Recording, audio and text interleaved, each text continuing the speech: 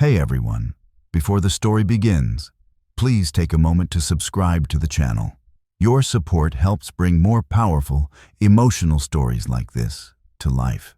He touched my wife at her office party, so that same night, I silently took action, and nothing in our lives was ever the same again. We live in Hamburg, a city built on water and restraint. Canals cut through neighborhoods like veins, and people here learn early how to keep their emotions tidy, packed away behind politeness and punctual trains. In winter, the air smells of diesel, salt, and wet stone. That night, it smelled like betrayal. My wife, Anna, worked for a multinational shipping firm near the harbor. Corporate, polished, ambitious. I used to be proud of that world before it crushed my family years ago. My father had been a dock supervisor, honest, stubborn, and unimportant to people who moved numbers instead of crates. He lost his job when a safety complaint he filed threatened profits. 6 months later, he was dead of a heart attack, convinced he had failed us. Anna knew this history. She knew what power did when it was bored. The party was meant to be harmless. End-of-year celebration at a renovated warehouse-turned-event hall. Fairy lights strung across steel beams, catered wine, speeches about growth and synergy. I didn't go. I never liked her colleagues. Too many smiles without eyes. She came home late. Too late. I was in the kitchen, rinsing a mug I hadn't used, when I heard the key turn. Anna stepped inside quietly, kicked off her heels, and stood there as if unsure whether she was allowed to take up space. "Hey," I said. She didn't answer right away. She took off her coat slowly, folded it with mechanical care, and then her hands started to shake. "He touched me," she said. Her voice was flat like it had been drained. I turned off the tap. "Who?" "Martin Keller, my division head." She swallowed. Everyone was drunk. He put his hand on my waist, then lower.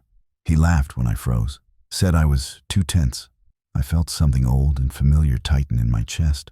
Not explosive anger, but a cold alignment, like gears clicking into place. "Did you tell anyone?" I asked. She shook her head. I didn't want to cause trouble. He controls promotions, projects, everything. That word again. Controls. I walked toward her slowly so I wouldn't scare her, and put my hands on her shoulders. "Did he hurt you?" "No," she said quickly, "but he wanted to." I could feel it. I nodded. "Go take a shower." She looked at me, confused. "That's it?" "For now," I said. "Trust me." She did. Anna has always trusted me, even when she didn't understand me. That trust was a responsibility I took seriously. When she disappeared down the hall, I sat at the kitchen table and opened my laptop. Martin Keller was not just a man who crossed lines at parties. He was a product of a system I had learned to study very carefully over the years. After my father died, I left university and worked nights in logistics, then compliance, then risk analysis. I learned how corporations hid their messes. I learned where truth went to drown quietly. I already knew Martin's name. Everyone in Hamburg shipping did. And what Anna didn't know was that her company was one of several I quietly consulted for under an external risk shell. Anonymous. Detached. Clean. They paid me to find problems before regulators did. And Martin Keller was a problem. I didn't act immediately. Revenge rushed is just noise. Instead, I mapped. Expense reports. Travel reimbursements. Discrepancies in fuel loss during port transfers. Patterns that only appear when you stop assuming innocence. By midnight, I had a folder. By 2 a.m, I had confirmation. Martin had been skimming, not enough to raise alarms, just enough to feel untouchable. He routed losses through subcontractors tied to his brother-in-law. A classic move. Old. Lazy. I didn't send anything yet. At 3, Anna came out of the shower, hair damp, eyes red. She sat beside me, and I keep thinking maybe I imagined it, she whispered. I closed the laptop. "You didn't." She studied my face. "What are you going to do?" I took her hand.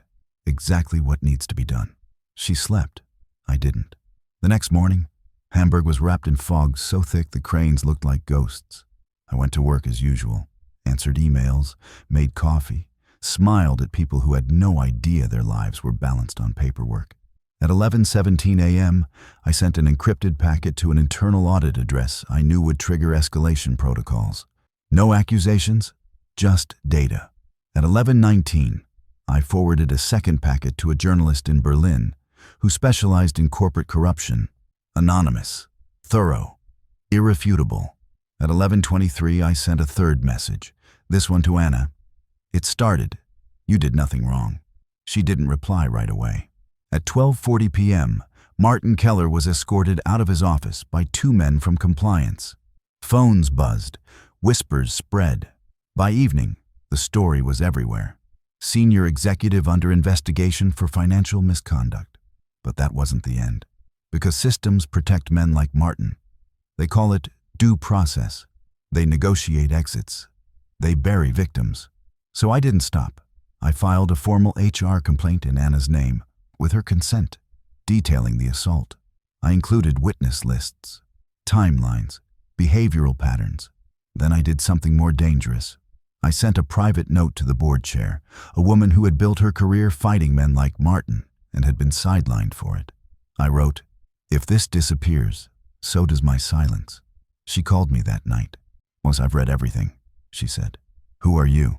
"Someone who knows what happens when people look away," I replied. There was a pause. "He won't survive this." 2 weeks later, Martin Keller was fired. Publicly. No golden handshake. Prosecutors opened a case. Former employees came forward. 3 women, then 5. Anna was offered a promotion. She turned it down. "I don't want power built on rot," she said. We took a week off and drove north, past Lübeck, where the Baltic wind cuts clean and honest. We walked along the beach, boots sinking into cold sand, and talked about my father. "I think he would have liked you," she said softly. "He would have hated that it took this long," I replied. Back in Hamburg, the company restructured. Policies changed. Posters went up about conduct and reporting. Too late for some, but not all.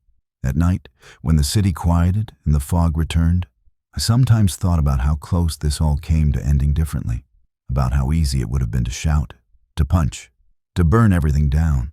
But violence is loud, and loud things fade. What I did was quieter, more permanent. He touched my wife and thought it would disappear into laughter and wine. Instead, it became the moment the ground finally gave way beneath him. And as for me, I sleep well now. In a city that still hides its sins in water and steel, I learned that the most devastating revenge doesn't raise a hand. It opens a file and presses send.